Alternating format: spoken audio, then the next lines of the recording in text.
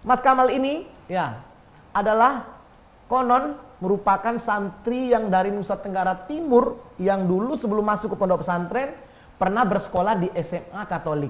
Ya, benar. Nah, kita ngomong-ngomong tentang SMA Katolik, tentu kan adalah SMA yang di dalamnya mayoritas Katolik. saudara-saudara kita dari agama Nasrani Katolik. Nah, bagaimana cara Mas Kamal beradaptasi dengan saudara-saudara kita yang tidak seiman dan sekeyakinan?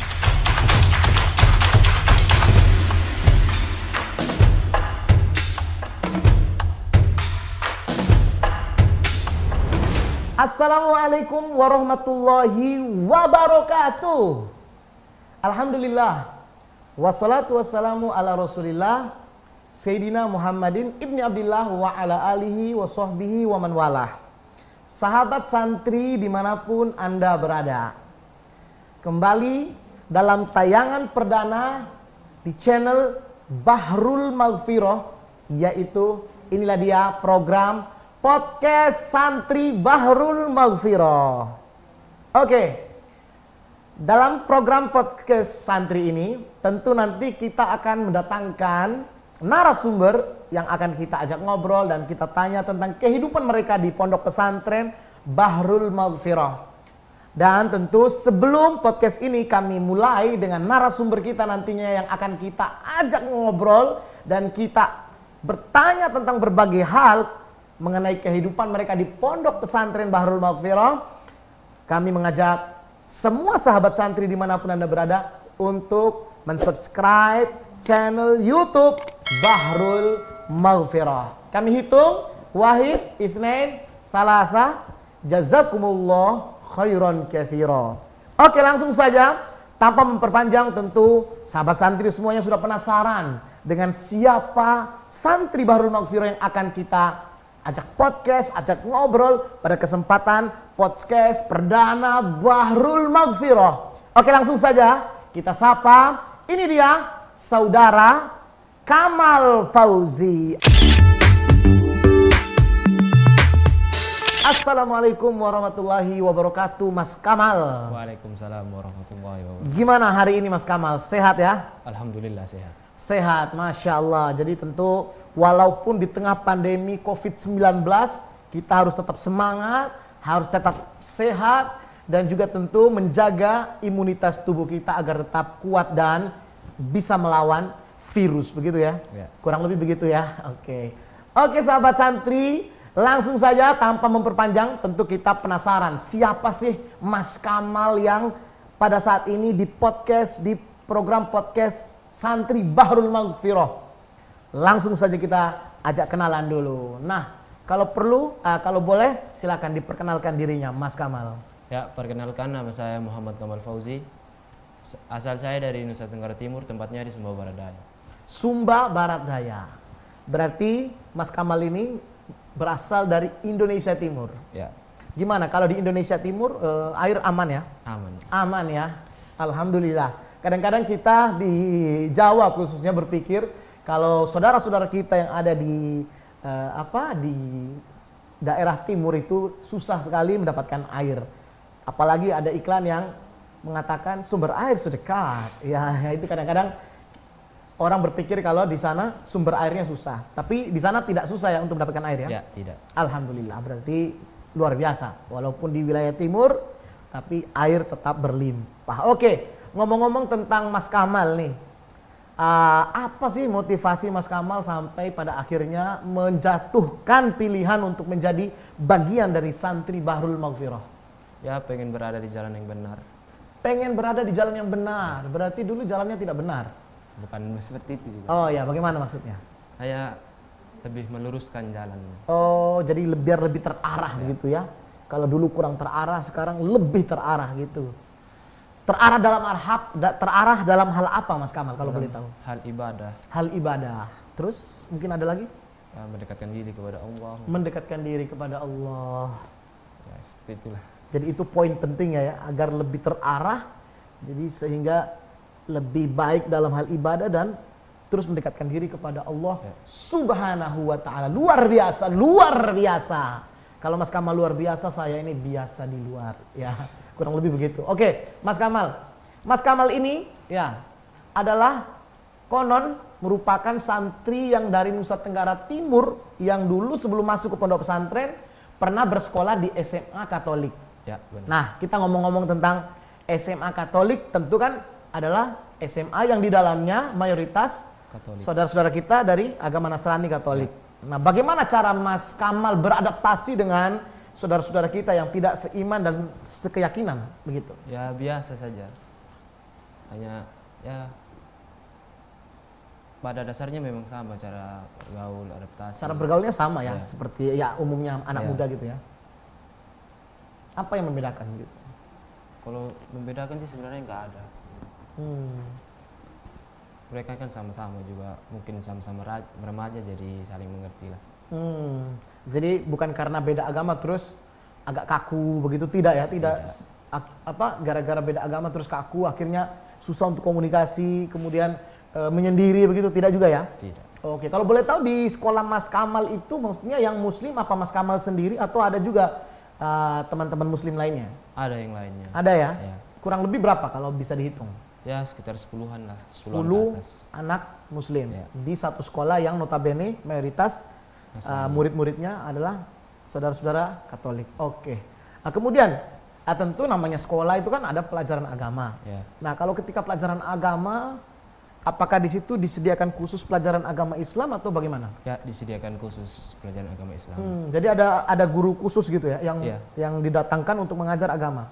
Dan cuma 10 orang yang diajar ya. Iya. Tadi itu ya. Oke. Terus bagaimana? Nah, kan sekarang Mas Kamal sudah ada di pondok. Nah, ketika di sekolah yang tadi itu, tentu kan porsi agamanya ya namanya sekolah umum kan tentu tidak banyak seperti di pondok. Kalau di pondok kan dari pagi sampai malam sampai pagi lagi kan terus belajar ilmu agama kan. Nah, di sana itu bagaimana? Apa perbedaan yang sangat Mas Kamal rasakan ketika berada di pondok dan ketika dulu waktu masih sekolah belajar agama di sekolah? Ya perbedaannya ya pelajaran agama di pondok kan lebih banyak, jadi Lebih detail, lebih Iya. rinci gitu ya. Oke. lebih banyak lah di pondok. Kalau soal waktu di sekolah yang sebelumnya mungkin jarang.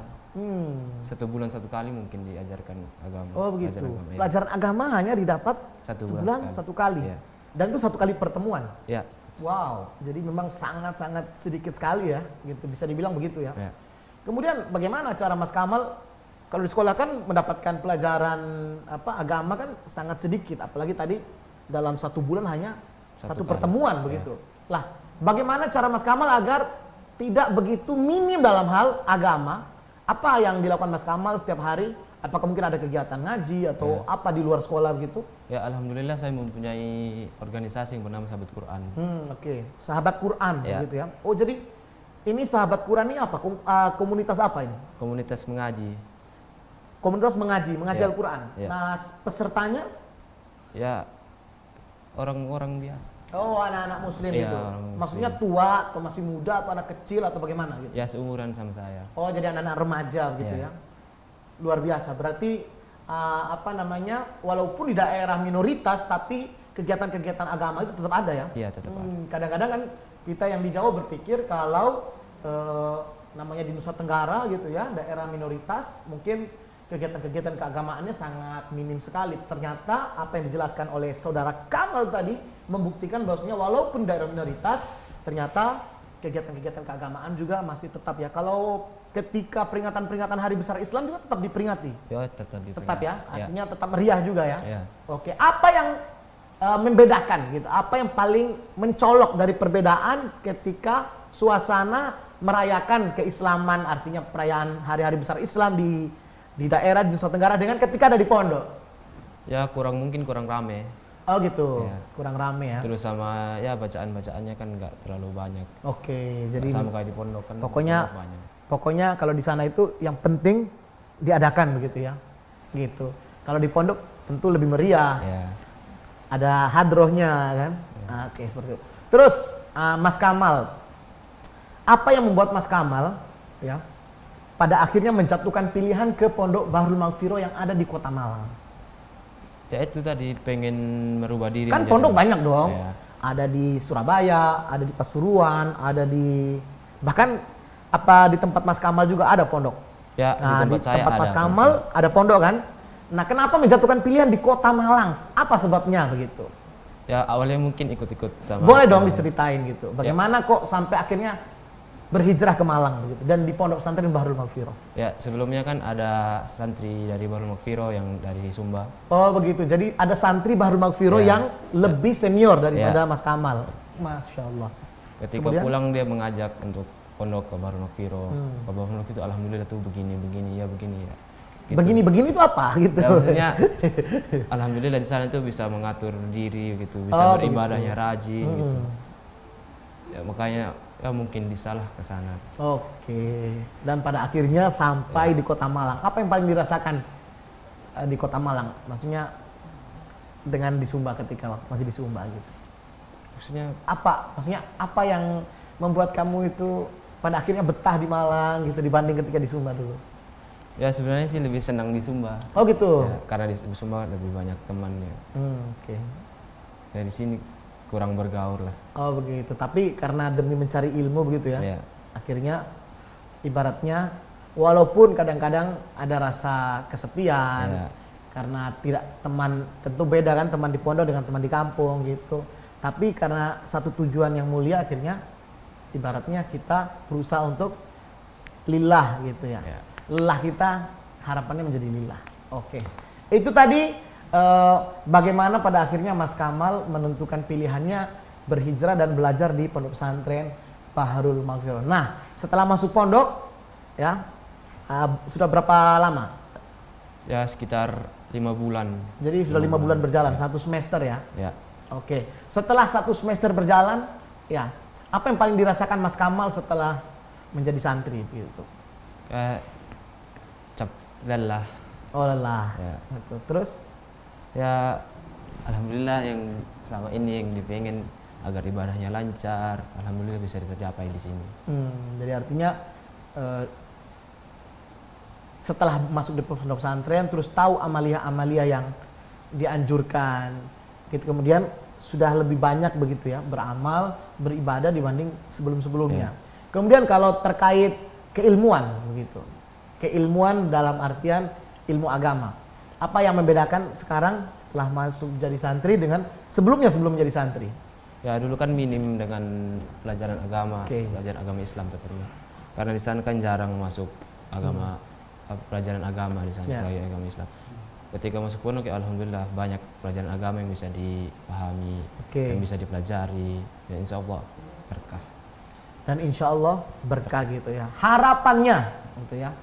Harapannya setelah belajar di pondok pesantren, ya kemudian nanti suatu saat mungkin kembali ke masyarakat, apa yang menjadi harapan terbesar Mas Kamal nantinya? Ya insya Allah saya kalau bisa akan mengamalkan ilmu yang saya dapat di pondok ke sana, agar bisa takut kepada Allah Subhanahu Wa Taala, sadar akan apa yang dilakukan selama ini dan segala meluruskan jalannya.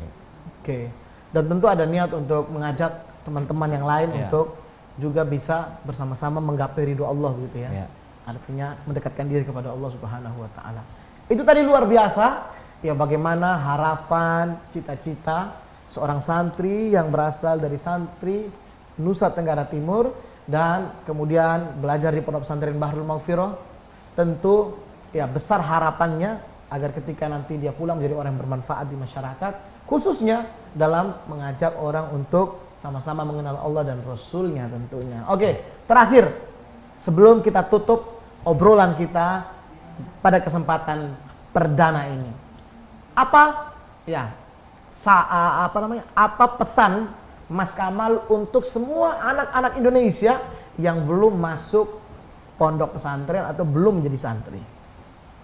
Pesan saya untuk sahabat-sahabat santri yang ada di luar, jika Anda ingin merasakan hidup yang lebih baik, ingin menjadi diri yang lebih baik, segeralah masuk ke pondok pesantren agar bisa beribadah tepat waktu, beribadah semaksimal mungkin, mendekatkan diri kepada Allah Subhanahu Wa Taala dan mencintai baginda besar Muhammad SAW.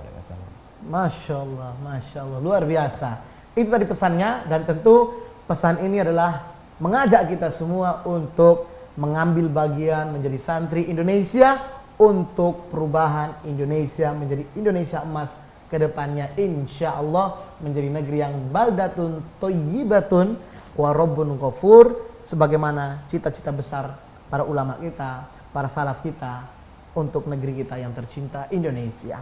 Oke, tanpa terasa itu tadi bincang-bincang kita dengan santri yang berasal dari Nusa Tenggara Timur, yaitu Mas Kamal. Mas Kamal, terima kasih banyak sudah menyempatkan waktunya untuk datang di podcast santri edisi perdana ini. Mudah-mudahan Mas Kamal tetap semangat dan terus gapai cita-cita Mas Kamal di Pondok Pesantren Bahrul Maghfirah. Semoga nanti bisa meneruskan pendidikan sampai yang paling matang, kemudian pulang ke rumah berdakwah di jalan Allah, mengajak orang-orang lain untuk juga dekat kepada Allah Subhanahu wa Ta'ala. Oke, pemirsa, sahabat santri dimanapun Anda berada, itu tadi dia bincang-bincang kita. Semoga sahabat santri semuanya dimanapun Anda berada dapat mengambil pelajaran dari podcast kali ini dengan salah satu santri Pondok Pesantren Bahrul Maghfirah asal Nusa Tenggara Timur. Tentu sahabat santri semuanya penasaran dengan bintang-bintang tamu kita lainnya nantinya yang akan kita undang dan akan kita obrak-abrik tentang kehidupan mereka di Pondok Pesantren Bahrul Maghfirah. Tentu jangan lupa untuk terus tonton podcast santri Bahrul Maghfirah hanya di Bahrul Maghfirah channel YouTube. Tentu jangan lupa juga untuk terus dukung dengan cara like, share, komen, dan juga subscribe channel YouTube Bahrul Maghfirah. Mudah-mudahan saudara, sahabat santri semuanya yang mendukung channel YouTube ini mendapatkan keberkahan dari Allah dan mudah-mudahan segala hajat-hajatnya dikabulkan oleh Allah Subhanahu wa Ta'ala. Itu saja, saya Fadil Sumba undur diri dari sahabat santri semuanya di seluruh Indonesia. Bhinneka Tunggal Ika. Sampai jumpa. Wassalamualaikum warahmatullahi wabarakatuh.